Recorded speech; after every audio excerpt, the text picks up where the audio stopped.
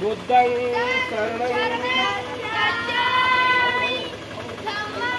शरणं संघं शरणं गच्छामि बुद्धं शरणं गच्छामि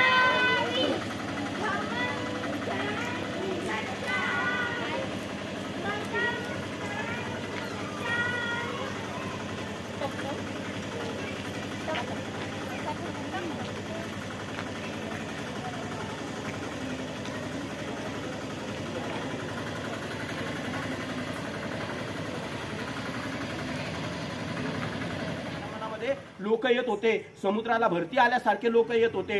एक माणुसकीचा समुद्र, माणसाचा समुद्र त्या ठिकाणी येत होता आणि पाहता पाहता त्या लाटा शांत झाल्या, समुद्र मागे गेला आणि त्या ठिकाणी बौद्ध संस्कार पद्धतीने बाबासाहेबांवर अंत्यसंस्कार करण्यात आला।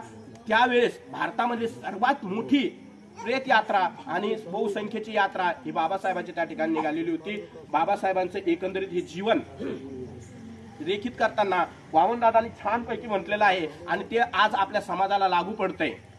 कारण हे सर्व असताना बौद्ध आणि धम्मा ही एवढा पवित्र काय आहे, बाबासाहेब शेवटचा हात त्याच्यावरून फिरवतात म्हणून ते एवढा पवित्र आहे। त्यांच्या हाताने लिहिले गेलेलं आहे बुद्धाचं चरित्र, धम्म आणि संघ एकूण जीवन जगण्याची प्रणाली काय असावी हे बाबासाहेबांनी त्या ग्रंथामध्ये सांगितलेलं आहे।